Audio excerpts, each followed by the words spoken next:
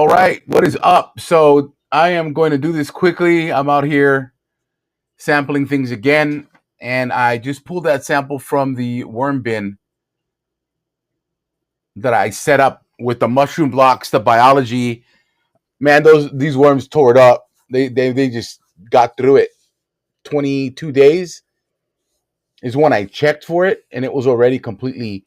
I'll put the video on that here or whatever, and I'll edit this real quick and add the picture of what that bin looks like now. And I'm actually having to refeed it. And I brought him into the house because, man, it's going to be too hot. And I should have, I was trying to be a little ambitious there. And I saw Jane over there with Rockin' bringing her stuff in. And I thought, man, she was kind of like, good luck. Anyway, here we are. I'm at a 40X. And I'm going to dive into this real quick. And let's see what's going on. These castings are solid, and I had I threw seeds in there, and if let me do this. If anyone who's ever had worm castings, especially fresh worm castings, or more importantly a worm grow bin, you'll understand that your seeds germinate. They germinate. I mean, the germination rate is crazy inside of castings, and this is so why do I put all this biology in my castings and have the worms process. And by the way, this is diluted by 20, so this is absolutely just crazy that I could probably dilute this by another 10 in order to. Is that a dower, dude? Look at that! Wow, there it is. I spotted that. So I've got nematodes all over this sample. I've got a lot of rotifers in this sample. I'm still at about 50% moisture, which is fine because I'll feed it something a little drier now. And I'm not going to even harvest these castings yet. Now I'm going to probably put some compost in it maybe. We'll get a little crazy. But the idea of all this is, these seeds, get some castings and put some seeds in it. When you understand it, I mean, the fulvic acids in this, there's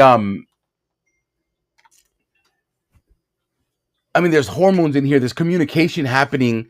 There's gibberellins that are happening inside of the seed. These gibberellins are the signals that tell the seed to germinate, if you will. So when you've got the fulvic acid, the humic acid, you've got the biology. It's all talking.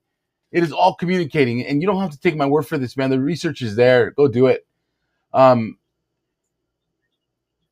this is why the castings are so powerful, man. These worms are on another level, and this whole world is on another level. You've got nitrogen compounds in there. You've got amylase signals going on. These are all enzymes that once they find their right bond, they start sending signals. And when you have this set of castings where everything is just this symphony, it's a wonderful thing, and you will get a high rate germination in castings. I don't even bother anymore. I'll just throw seeds into a worm casting bin and then harvest whatever I want to harvest. And I'll even throw a little mycorrhiza in there and let that happen, even though they'll eat those spores. Although there is a lot of spores that they leave behind, but the worms eat all of this stuff. So let me rip through this. I'm talking to. I want to use both hands here or controls. I've got so everything I put in here is been processed, which is amazing. So everything that I was just talking about, all those nutrients and enzymes and just. So this was, I think it was 3 mushroom blocks. And then that one big mushroom block that I left on the side there is still, let me go to 40. Oh, I'm over here way at the edge. Let me get to this side. Yeah, that's a big nematode there. And look at how deep this is too on the slide. There's nematodes, ciliates, rotifers. There's 2 here I'm looking at. One right there with a ciliate. something else chomping away in that little corner. And these rotifers are just flying around, which is that unusual. They don't normally. There's more stuff flying, more nematodes. There's nematode there, small nematode or worm there. That's cool. Let's dive into that. That could be, man, there's a lot going on here. Let me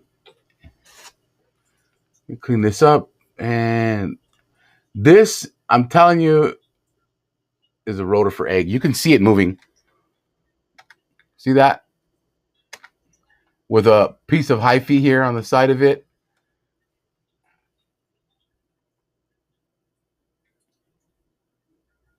How cool is that? Let's see if it reacts. What do I get here? Yep, no, nothing. Yeah, if I had to call that, that's a rotifer egg. I've actually have a video of that hatching, which is really cool. It's cool to watch. That's somewhere. So I've got all the players that I want in here. I should probably just stay at 400.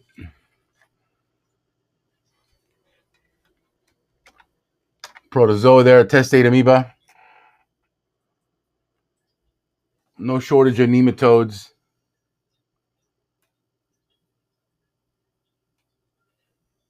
I put a lot in here. I got to go watch that video again myself. There's a roti.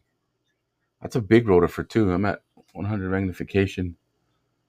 I love rotifers. They're really cool. What is that? Look at this. Whatever that is. I don't know what that is, but that looks really cool. It's got a lot of dimension to it. Let me see.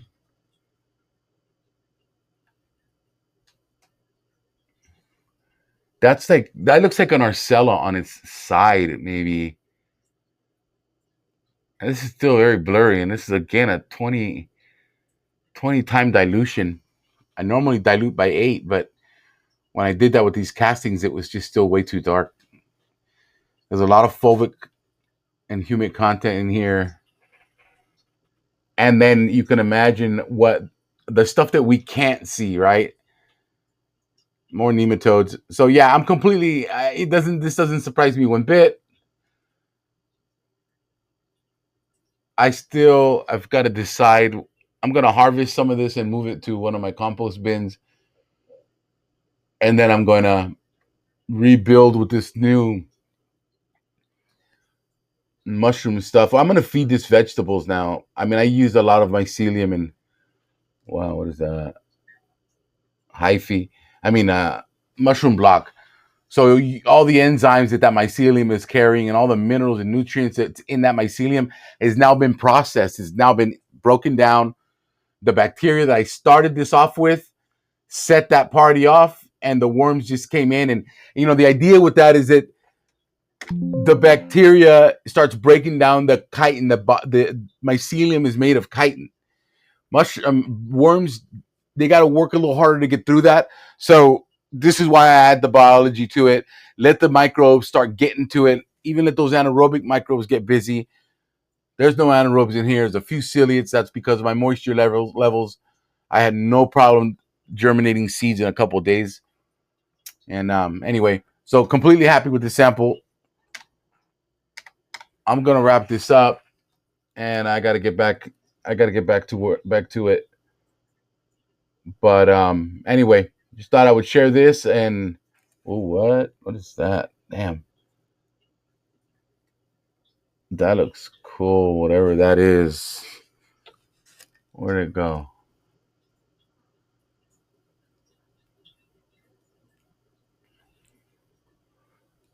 So with that to me is an indication that it's alive, and that's just, there's nothing that I can research on that. I just know it. I've observed enough. Another testate amoeba. This is kind of hanging out. You know what? Let's do this real quick. I want to see what type of reaction I'm going to get by putting this polarized lens on it. You'll see anything glowing is just the way minerals refract lighting. So it's just an indication. All minerals, or minerals, will refract different colors, and I still got to get into that, but that's a lot of work. Not ready for that. But look at everything lighting up here. So yeah, absolutely, man. I'm really stoked. I love castings. Worms get the job done. Look at that. What am I looking at? Oh, oh, it's gotta be some kind of lighting or something. Look at all the different colors. These are all just potentially all different minerals. So what that might be, the ceramics that I put in here, they've got quartz in them. So that can easily be a microscopic piece of quartz, which is really cool.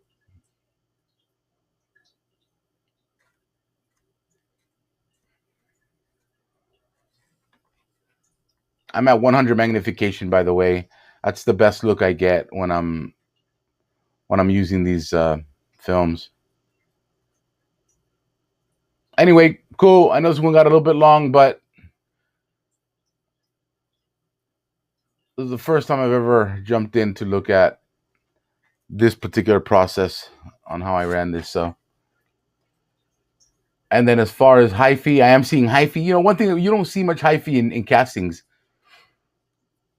You just don't. I think the worms just eat it. You'll see tons of spores.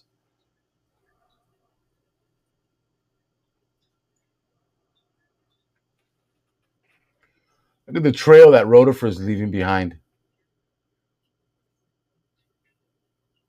He's actually pooping. This is how they leave nutrients available for plants. Like watching it happen.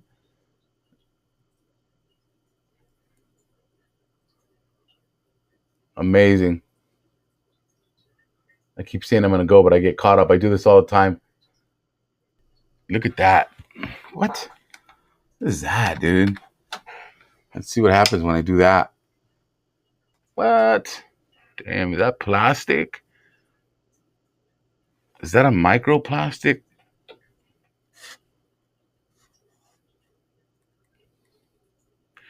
That doesn't look like plastic.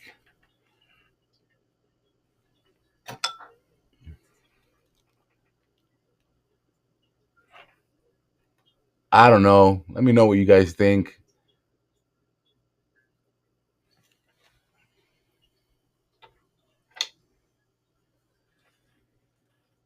I don't know. Let's see what happens when I do this. I got to figure out how plastic reacts to these filters as well. Let's see.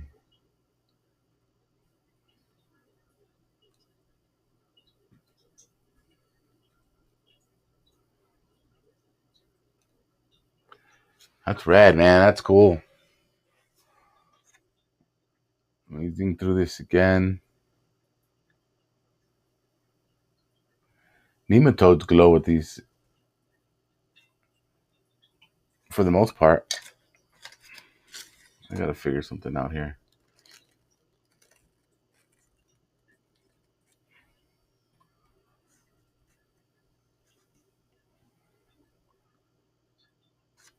Yep. What's this? That's another rotifer. Rotifers are big.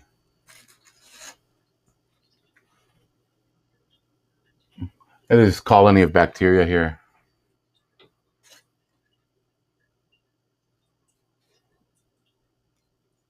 There's just everything just glued. This is what makes it. This is all bacteria that's communicated with each other and decided that they were gonna become a colony and cling on to organic matter. At the end of the day, creating little fluffy particles of soil, and you can see holes through it all. It's not this. It's almost like a mesh that'll allow for water and oxygen to get through it. It's a perfect design.